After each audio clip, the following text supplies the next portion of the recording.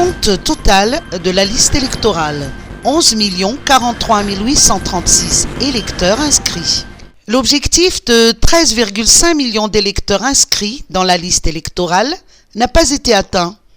Au 20 juillet 2023, date de fermeture définitive de la refonte totale de la liste électorale, seuls 11 043 836 électeurs sont inscrits, soit 81,25% par rapport à l'objectif.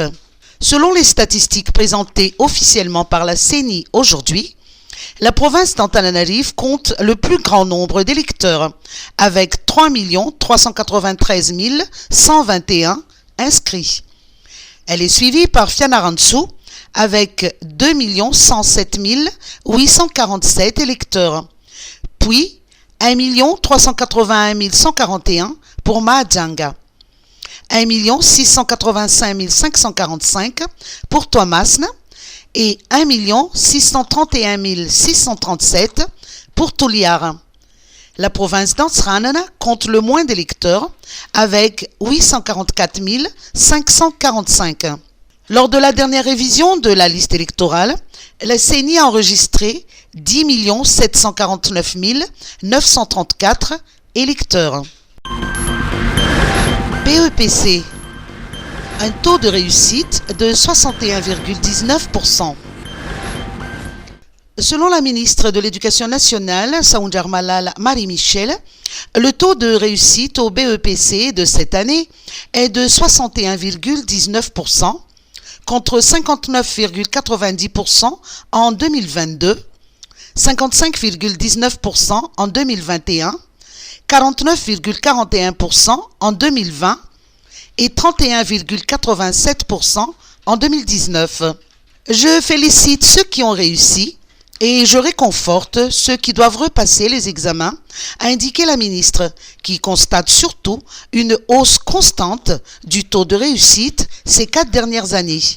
Le CEPE affiche également une hausse du taux de réussite, 45,25% en 2020, 66,69% en 2021, 73,87% en 2022 et 76,01% pour cette année, avec 403 983 admis. Filière or. Poursuite de l'assainissement. En 2018, 3051 tonnes d'exportation d'or ont été déclarées, alors que 12 à 15 tonnes ont été exportées illicitement à Dubaï. Face à ce constat, le ministère des Mines et des Ressources stratégiques continue à assainir la filière or et à renforcer la lutte contre les exportations illicites. Désormais, les agréments de comptoir doivent être délivrés par décret ministériel, selon les nouvelles dispositions publiées par le ministère. Une augmentation du capital minimum est également imposée aux entreprises exportatrices d'or. Les opérations, la souscription, la structure, ainsi que le type de chaque actionnariat seront soumis à des contrôles stricts. La reprise des exportations requiert également une licence valable 1 an.